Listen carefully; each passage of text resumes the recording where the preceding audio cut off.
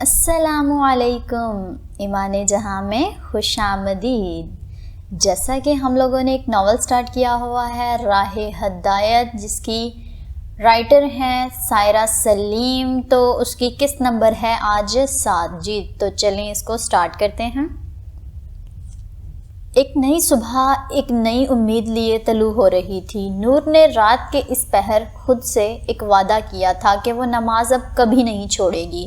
اسے اس سجدے میں توبہ کے گرائے ہوئے آنسوؤں سے بہت سکون ملا تھا کہ اب وہ کبھی نماز چھوڑنے کا سوچ بھی نہیں سکتی تھی، لیکن وہ اس خواب کی وجہ سے ابھی بھی سہمی ہوئی تھی۔ وہ کالج کے گیٹ سے اندر داخل ہوئی، اس کی نظریں حور کو ڈھونڈ رہی تھیں۔ انوشے کی شادی کی وجہ سے وہ اس سے آمنہ والے معاملے پر معذرت نہیں کر پائی تھی۔ کالج کا راؤنڈ لیتے ہوئے اسے سبزہ زار پر سیاہ عبایا میں بیٹھی حور نظر آئی۔ دور سے لگتا تھا جیسے وہ کچھ پڑھ رہی ہو۔ ہلکی ہوا کے سبب اس کا عبایا پھڑپھڑا رہا تھا۔ نور اس کی جانب بڑھنے لگی۔ السلام علیکم، نور نے مسکراتے ہوئے سلام کیا۔ حور نے نظریں اوپر اٹھائیں، اس کی پلکیں بھیگی ہوئی تھیں۔ نقاب کے اندر سے اس کی صرف آنکھیں نظر آ رہی تھیں۔ حور نے ہاتھ میں پاکٹ سائز ترجمے والا قرآن پکڑا ہوا تھا۔ ان کا فرسٹ لیکچر فری ہوتا تھا تو وہ اس وقت سبزہ زار پر بنے بینچ پر بیٹھ کر قرآن پڑھا کرتی تھی۔ وعلیکم السلام ورحمۃ اللہ وبرکاتہ۔ کیسی ہیں آپ؟ نور نے کانچ سی بری آنکھوں میں نمی دیکھی تھی۔ جی میں ٹھیک ہوں، آپ کیسی ہیں؟ میں الحمدللہ، آئیں بیٹھیں، حور نے کھسکتے ہوئے نور کو جگہ دی۔ تھینکس۔ نور حور کے ساتھ بیٹھ گئی۔ نور کو اندازہ ہو گیا تھا کہ وہ رو رہی تھی، اس لیے اس نے آمنہ کے بارے میں بات کرنے کا ارادہ ترک کر دیا۔ یہ آپ کے ہاتھ میں کیا ہے؟ نور نے قرآن کی طرف اشارہ کرتے ہوئے کہا جو حور نے مضبوطی سے پکڑا ہوا تھا۔ یہ پاکٹ سائز قرآن ہے، اس وقت فری ہوتی ہوں تو پڑھ لیتی ہوں۔ نور دل ہی دل میں شرمندہ ہو رہی تھی۔ اسے تو ایک عرصہ ہو گیا تھا قرآن کو پڑھے، شاید بچپن میں ہی ایک دفعہ مکمل پڑھا تھا، اس کے بعد پڑھا ہی نہیں۔ اسے یوں لگتا تھا کہ عربی میں اس نے ایک دفعہ پڑھ لیا تو فرض پورا ہو گیا۔ اچھا کیا پڑھ رہی تھیں؟ نور نے خیالات کو جھٹکتے ہوئے پوچھا۔ سورہ واقعہ۔ حور کی آنکھوں میں سے نمی ابری تھی۔ تم رو رہی ہو؟ نور نے فکر مند ہو کر پوچھا۔ یہ صورت رلا دیتی ہے نور۔ حور نے انگلی سے آنکھ کا گلابی گوشہ صاف کیا۔ اچھا کس بارے میں ہے یہ صورت؟ وہ جاننا چاہتی تھی کہ آخر اس صورت میں ایسا کیا ہے جو حور کو بار بار رونے پر مجبور کر رہا ہے۔ قیامت کا ذکر ہے اس میں۔ حور نے ابھی الفاظ ادا ہی کیے تھے کہ نور سکتے میں آ گئی۔ اس کی آنکھیں پھیل گئیں، لب خشک پڑ گئے، اسے رات والا خواب یاد آ گیا تھا۔ سارا منظر اس کے سامنے چل رہا تھا، جب واقعہ ہونے والی واقعہ ہو جائے گی۔ حور نے نور کی جانب نہیں دیکھا تھا۔ وہ غیر مرئی نقطہ پر نظر مرکوز کیے سورہ واقعہ کا ترجمہ سنا رہی تھی۔ اس کے واقعہ ہونے میں کوئی جھوٹ نہیں، پست کرنے والی بلند کرنے والی، جب زمین سخت ہلا دی جائے گی۔ نور نے اپنے شل ہوتے قدموں کی طرف دیکھا جو زمین پر اس نے رکھے تھے، اور پہاڑ ریزہ ریزہ کر دیے جائیں گے اور خوب ریزہ ریزہ کیا جانا، چنانچہ وہ اڑتا ہوا غبار بن کر رہ جائیں گے، اور تم دو قسموں میں ہو جاؤ گے۔ پس دائیں ہاتھ والے کیا ہی خوب ہیں دائیں ہاتھ والے، اور بائیں ہاتھ والے کیا ہی برے ہیں بائیں ہاتھ والے۔ نور نے اپنے بائیں ہاتھ کی طرف دیکھا تھا جو ٹھنڈا اور پسینے سے شرابور تھا اور کانپ رہا تھا۔ حور آنکھوں کے کٹوروں میں نمی لیے پڑتی جا رہی تھی۔ وہ انتہائی گرم ہوا اور کھولتے ہوئے پانی میں اور سیاہ دھویں کے سائے میں ہوں گے۔ نور کے خواب کا اگلا حصہ بیان ہو رہا تھا۔ اس کے ساتھ نامہ اعمال بائیں ہاتھ میں مل جانے کے بعد کیا ہونا تھا؟ نہ ہی ٹھنڈا اور نہ ہی باعزت۔ نور کی آنکھوں سے آنسو ٹوٹ کر اس کے گلابی رخساروں کو بھگا رہے تھے۔ اس سے پہلے بلا شبہ وہ نعمتوں میں پالے ہوئے تھے اور وہ بہت بڑے گناہ پر اصرار کیا کرتے تھے۔ نور کو اپنی زندگی یاد آ رہی تھی کہ اسے بھی نعمتوں سے نوازا جاتا تھا، لیکن وہ دنیا کی رنگینیوں میں گم تھی، کبھی اللہ کو یاد نہیں کیا تھا۔ یقیناً وہ بلا شبہ قرآن ہے بڑی عزت والا۔ حور اب 77 آیت پڑھ رہی تھی اور محبت سے قرآن پر ہاتھ پھیر رہی تھی۔ ایک ایسی کتاب میں جو چھپا کر رکھی گئی، جسے پاک کیے گئے فرشتوں کے سوا کوئی چھو نہیں سکتا، تمام جہانوں کے رب کی طرف سے نازل کردہ۔ تو کیا تم اس کلام سے بے اعتنائی برتنے والے ہو؟ نور کو پھر سے ایک آیت نے چونکا دیا تھا۔ نور نے کبھی بھی قرآن کو اہمیت نہیں دی تھی، کبھی اسے سنجیدہ نہیں لیا تھا۔ وہ اب چہرہ ہاتھوں میں دبائے پھوٹ پھوٹ کر رو رہی تھی۔ حور نور کو اس طرح روتے ہوئے دیکھ کر پریشان ہو گئی اور نور کی طرف رخ کر لیا۔ نور کیا ہوا ہے؟ ایسے کیوں رو رہی ہو؟ نور کو روتے روتے ہچکیاں بننے لگی تھیں۔ نور پلیز کچھ بتاؤ۔ حور پریشان ہو گئی تھی۔ نور حور کے گلے لگ کر مزید رونے لگی۔ حور کو کچھ سمجھ نہیں آ رہا تھا، وہ اس کی کمر سہلا رہی تھی۔ جب نور کا دل ہلکا ہو گیا تو اس سے الگ ہوئی، اپنے ہاتھوں کو دیکھ رہی تھی جو ابھی بھی کانپ رہے تھے۔ حور نے اس کے دونوں ہاتھوں کو اپنے ہاتھ میں لیا۔ پیاری بتاؤ کیا ہوا ہے آپ کو، شاید میں آپ کا مسئلہ حل کر سکوں۔ نور نے سرمئی آنکھیں حور کی جانب اٹھائیں جو رونے کی وجہ سے سرخ ہوئی تھیں۔ حور میں کل گانے گاتے سنتے سنتے سو گئی تھی، میری کب آنکھ لگ گئی مجھے پتہ ہی نہیں چلا، اور میں نے خواب میں قیامت کی ہولناکیاں دیکھیں۔ میرا نامہ اعمال میرے بائیں ہاتھ میں تھمایا گیا اور کوئی مجھے زور سے گھسیٹتا ہوا جہنم میں لے جا رہا تھا۔ میں نے چیخ کر اللہ کو پکارا اور میری آنکھ کھل گئی، اور آج اس صورت میں سب وہی تھا جو میں نے دیکھا۔ اوہ، حور نے حیران ہوتے ہوئے کہا۔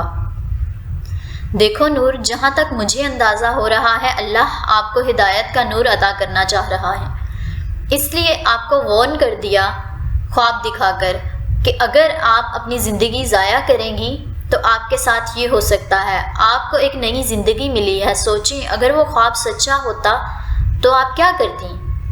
حور میں جانتی ہوں کہ مجھے ایک نئی زندگی ملی ہے، میں بہت ڈر گئی تھی، لیکن میں اب بہت گناہ گار ہوں اور مجھے نہیں لگتا کہ اللہ کبھی مجھے معاف کرے گا۔ میں کبھی بھی آپ کی طرح اللہ سے محبت میں شدید نہیں ہو پاؤں گی۔ نور کے آنسو ٹوٹ ٹوٹ کر گر رہے تھے۔ پیاری نور، اللہ کے کام کا آغاز اس کی صفت رحمان اور رحیم سے ہوتا ہے۔ اللہ تعالیٰ قرآن میں فرماتا ہے، آپ کہہ دیں کہ اے میرے بندو، جنہوں نے اپنی جانوں پر زیادتی کی اللہ کی رحمت سے مایوس نہ ہو، اللہ سب کے سب گناہوں کو بخش دیتا ہے، یقیناً وہی بڑا بخشنے والا نہایت رحم والا ہے۔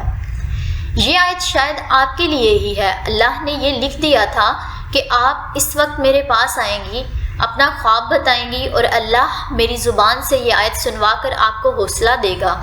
نور، ایک بات ہمیشہ یاد رکھیے گا، ہم جتنے مرضی گناہ کر لیں اور سب بس ایک دفعہ سچے دل سے توبہ کر لیں تو وہ رب ذوالجلال ہمیں معاف فرما دیتا ہے۔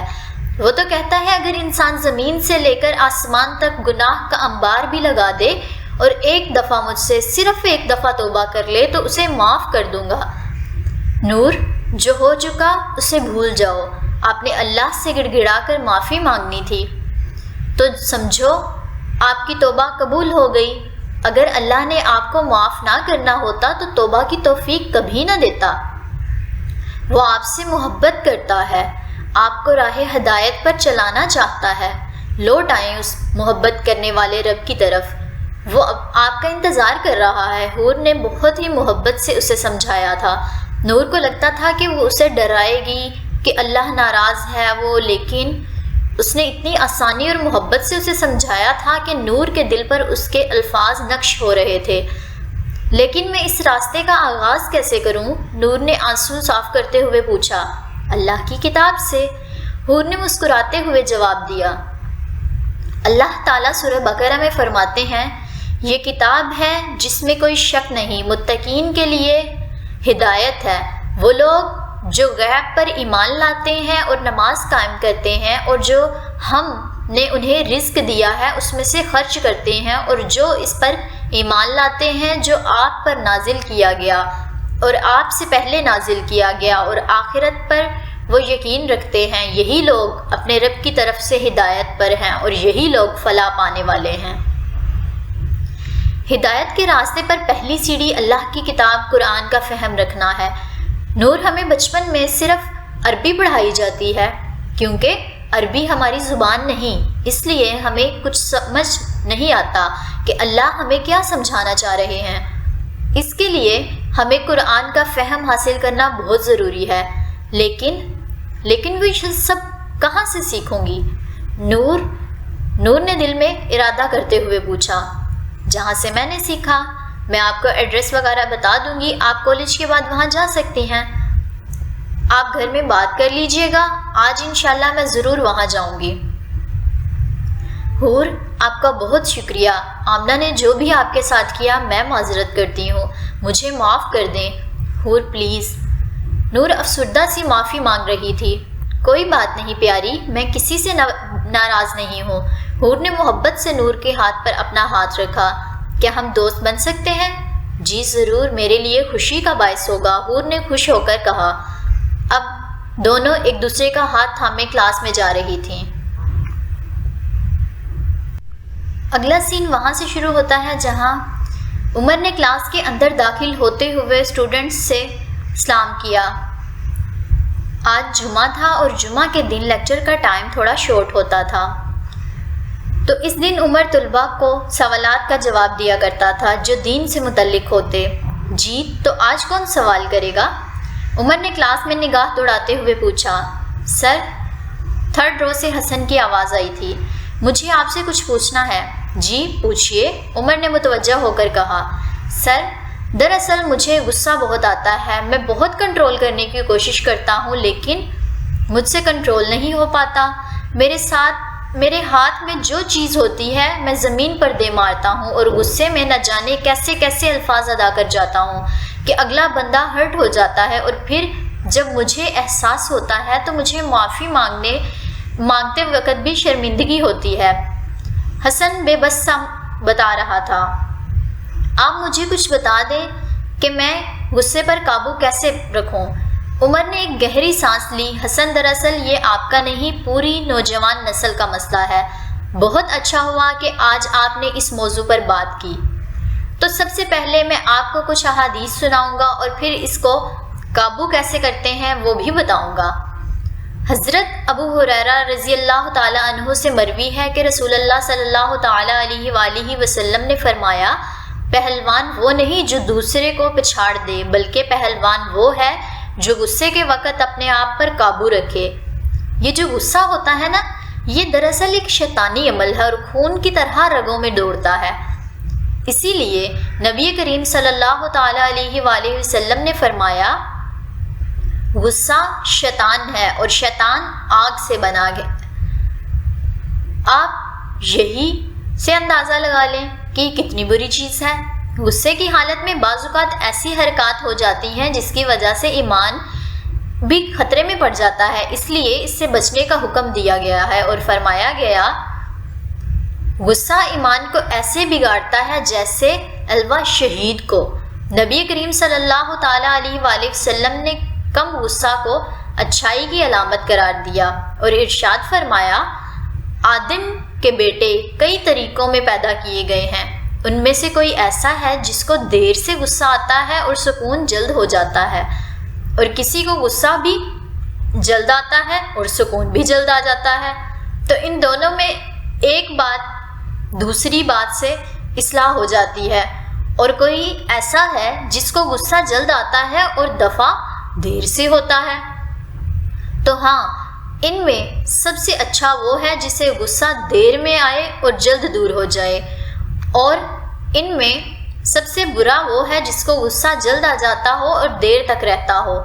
ہاں، غصہ ابن آدم کی دل کی ایک چنگاری ہے، دیکھتے نہیں کہ اس کی آنکھیں لال اور اس کی رگیں پھول جاتی ہیں۔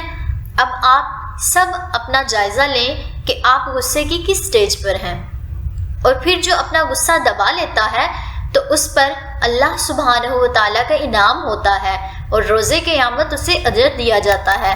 ارشاد نبوی ہے، جس نے اپنا غصہ روکا اللہ نے اس پر روز قیامت اپنا عذاب روک لیا۔ ایک اور حدیث میں ہے، آپ صلی اللہ تعالیٰ علیہ وآلہ وسلم نے ارشاد فرمایا، جو شخص قدرت رکھنے کے باوجود بدلہ نہیں لیتا اور غصے کو دبا لیتا ہے، اللہ تعالیٰ اس کو قیامت کے دن سب کے سامنے انعام خاص کا مستحق ٹھہرائے گا۔ یہ تو میں نے غصے کی حقیقت بتا دی، اور یہ بھی کہ ہم غصہ دبا لیں گے تو اللہ کا انعام ہوگا ہم پر۔ اب آتے ہیں ان تدابیر کی طرف کہ ہم کیسے غصے پر قابو کر سکتے ہیں۔ سب طلباء خوشی سے عمر کو سن رہے تھے، کیونکہ ان سب میں یہ چیز موجود تھی اور وہ اس کا حل چاہتے تھے۔ اچھا، تو غصے سے بچنے اور اس کو قابو کرنے کی اسلام نے چند تدابیر بتائی ہیں۔ ایک ہوتی ہے روحانی تو دوسری ہوتی ہے ظاہری۔ پہلے ہم روحانی تدابیر کو دیکھیں گے۔ حدیث میں آتا ہے کہ جب غصہ آئے تو تعوذ پڑھنی چاہیے، اعوذ باللہ من الشیطان الرجیم۔ جب ہم تعوذ پڑھتے ہیں تو غصہ کم ہو جاتا ہے۔ غصہ دراصل ایک شیطانی ابال ہے جو شیطان کی وجہ سے پیدا ہوتا ہے۔ ہم اللہ تعالیٰ سے اس شیطانی وسوسہ سے پناہ طلب کرتے ہیں تو اللہ تعالیٰ ہمارے غصے کو ٹھنڈا کر دیتا ہے، جس کی وجہ سے ہم کسی بڑے نقصان سے بچ جاتے ہیں۔ غصے کا برا سمجھ کر اس کو کنٹرول کیا کریں، غصے کو برا سمجھ کر اسے کنٹرول کیا کریں، کیونکہ جب انسان کسی چیز کو برا سمجھتا ہے تو اس سے بچنے کی کوشش بھی کرتا ہے، اور اگر اس کی برائی کا اس کو احساس ہی نہ ہو تو پھر وہ اس میں ملوث ہو کر بڑا نقصان اٹھاتا ہے۔ اب آتے ہیں ظاہری تدبیر کی طرف۔ حدیث میں غصے کو ٹھنڈا کرنے کی یہ تدبیر بتائی گئی ہے کہ انسان وضو کرے۔ وضو کرنے سے انسان کا غصہ بڑی حد تک سرد پڑ جاتا ہے اور اس کی توجہ غصے سے ہٹ جاتی ہے۔ دوسری چیز، لیٹ جانا۔ اکثر اوقات انسان غصے میں زبان اور ہاتھ سے غصے کا اظہار کرتا ہے۔ اس طرح زبان اور ہاتھ سے کوئی بڑا حادثہ بھی ہو سکتا ہے، جیسے کہ حسن نے بتایا کہ غصے میں وہ چیزیں پھینکتا ہے یا کسی کو اپنے الفاظ کے ذریعے ہرٹ کر جاتا ہے، تو ایسے میں آپ صلی اللہ تعالیٰ علیہ وآلہ وسلم نے لیٹ جانے کا حکم دیا۔ اس کا مقصد یہ ہے کہ انسان سکون حاصل کرے، کیونکہ لیٹنے سے انسان کو سکون محسوس ہوتا ہے۔ تیسری چیز، پانی پئیں۔ پانی پینے سے غصے کی آگ یا بجھ جاتی ہے یا سرد پڑ جاتی ہے، یوں غصہ اپنی شدت کھو بیٹھتا ہے۔ اس لیے آپ صلی اللہ تعالیٰ علیہ وآلہ وسلم نے غصے میں پانی پینے کا حکم دیا۔ چوتھی چیز، بیٹھ جانا۔ حدیث میں نبی رحمت للعالمین صلی اللہ تعالیٰ علیہ وآلہ وسلم نے غصے کی حالت میں کھڑے ہونے والے شخص کو بیٹھنے کا کہا تاکہ وہ غصے میں کوئی بڑا حادثہ نہ کر ڈالے۔ بیٹھنے سے غصہ کم ہو جاتا ہے۔ اور آخری چیز، جس جگہ پر کھڑے ہو کر آپ کو غصہ آ رہا ہو وہ جگہ چھوڑ دیں۔ اس طرح نفسیاتی طور پر انسان سکون کی طرف لوٹتا ہے۔ حدیث میں انسان کو غصے کی فضا اور ماحول سے نکل جانے کا حکم ہے۔ امید ہے حسن آپ کو اور باقی سب کو غصے کی حقیقت اور اس سے کیسے بچنا ہے سب واضح ہو گیا ہوگا۔ جی سر، بہت اچھے سے۔ اللہ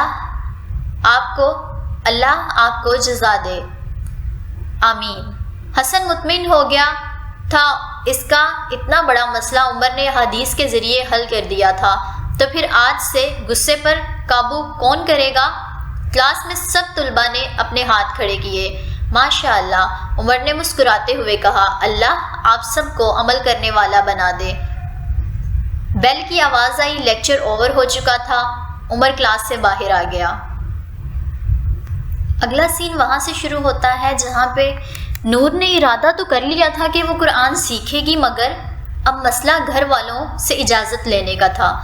وہ پریشان سی گاڑی کی جانب آئی، اپنا بیگ پچھلی سیٹ پر رکھا اور فرنٹ ڈور کھولے گاڑی میں بیٹھ گئی۔ کچھ دیر تک وہ اسٹیئرنگ پر ہاتھ جمائے کچھ سوچتی رہی، پھر انگنیشن میں گاڑی گھما کر زن سے گاڑی بھگا لے گئی۔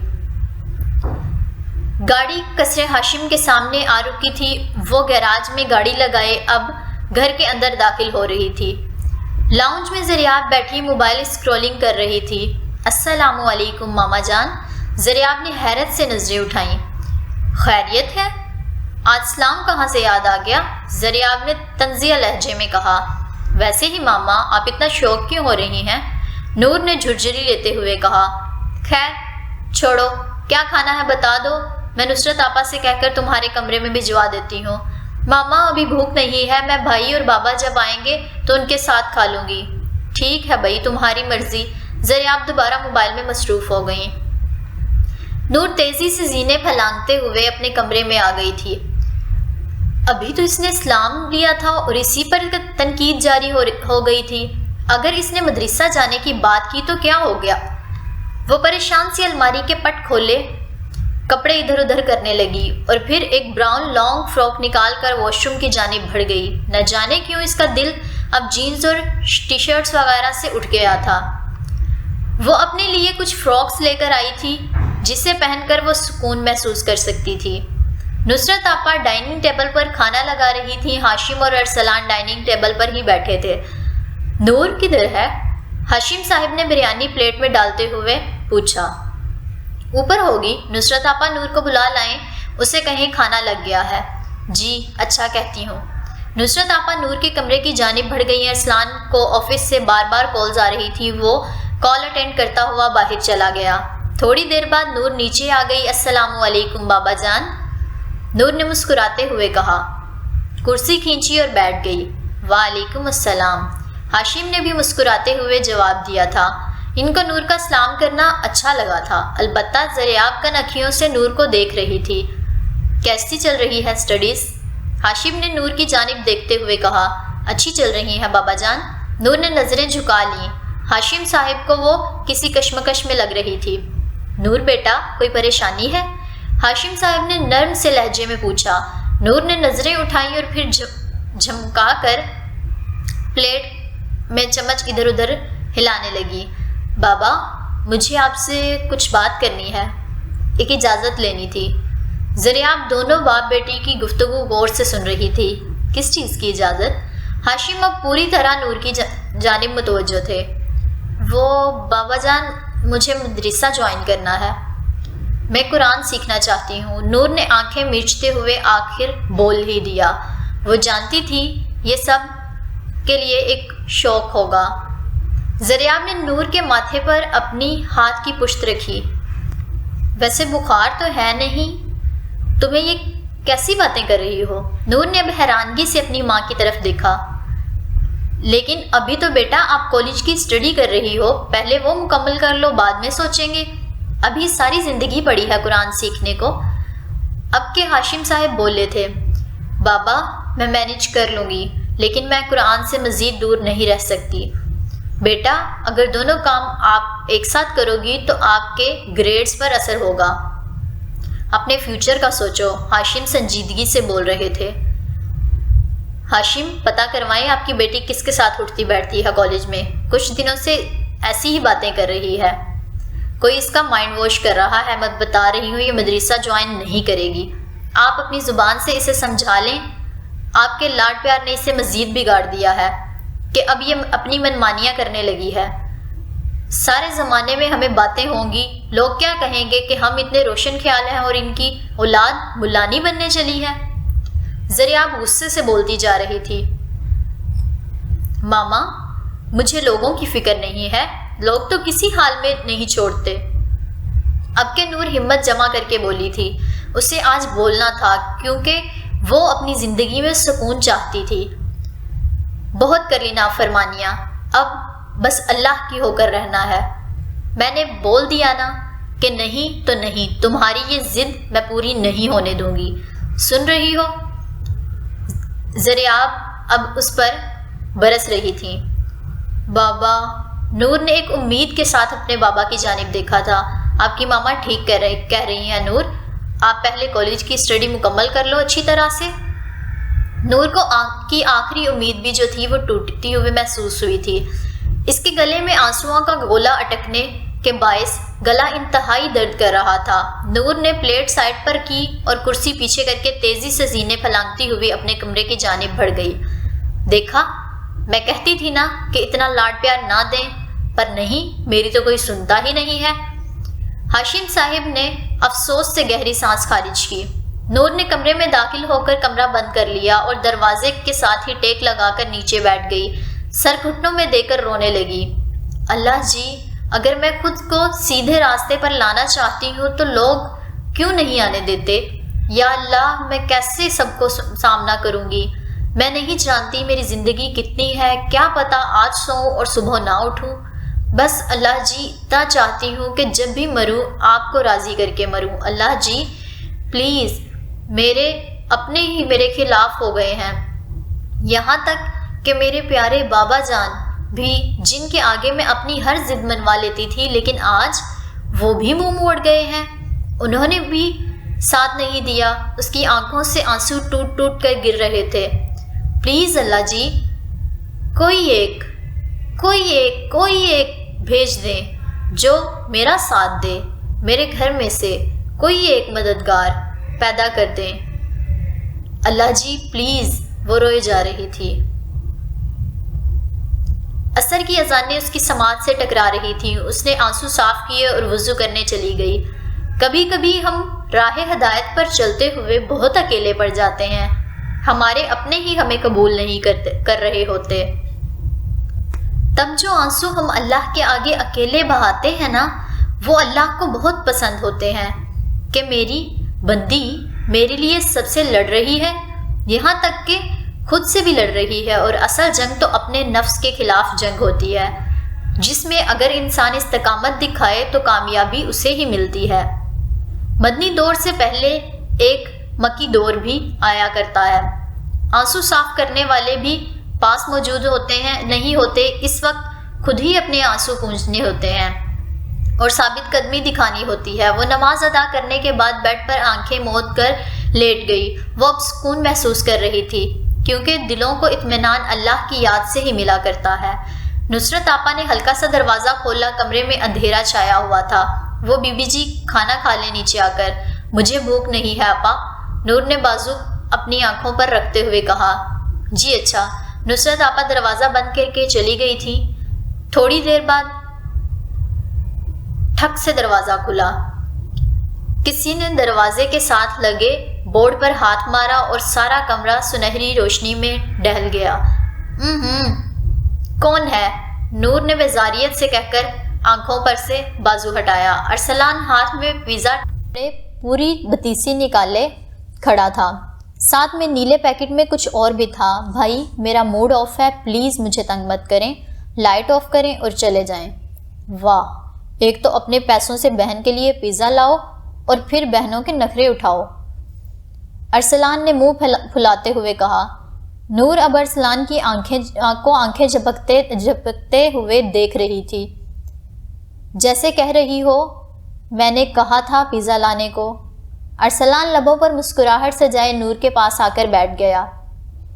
نور اب نظریں جھکائے گود میں رکھے اپنے خالی ہاتھوں کو دیکھ رہی تھی۔ ارسلان بھی سنجیدہ ہو گیا، چیزیں سائڈ پر رکھی اور نور کے دونوں ہاتھ اپنے ہاتھوں میں لیے پوچھا، میری گڑیا کیا ہوا ہے؟ ارسلان نے محبت سے نور کی طرف دیکھتے ہوئے کہا۔ بس اس کا پوچھنا تھا کہ نور پھوٹ پھوٹ کر رو رہی تھی۔ ہوا کیا ہے یار، کیوں رو رہی ہو اتنا؟ نور نے جواب نہیں دیا، وہ روئے جا رہی تھی۔ ارسلان نے نور کے آنسو صاف کیے اور اس کا چہرہ اپنے ہاتھوں میں لیا۔ کیا بات ہے مجھے بتاؤ، تم کھانا بھی چھوڑ کر آ گئی، ماما بابا نے بھی مجھے کچھ نہیں بتایا کہ بات کیا ہوئی ہے، اوپر سے ماما کہتی جا کر اپنی لاڈلی بہن سے خود ہی پوچھ لو، ادھر دیکھو میری طرف اور بتاؤ کیا بات ہے۔ نور نے بھیگی نظریں اٹھائی تھیں۔ بھائی آپ میرے ہاتھ دیکھ رہے ہیں، یہ بالکل خالی ہیں بھائی، ان ہاتھوں میں اللہ کی رسی نہیں ہے بھائی، میں ان خالی ہاتھوں میں اللہ کی رسی تھامنا چاہتی ہوں، پر کوئی میرا ساتھ نہیں دے رہا۔ جب میں گمراہی میں تھی تب کوئی کچھ نہیں کہتا تھا، اب ہدایت کے راستے پر چلنا چاہتی ہوں تو کوئی چلنے نہیں دے رہا۔ وہ رو رہی تھی۔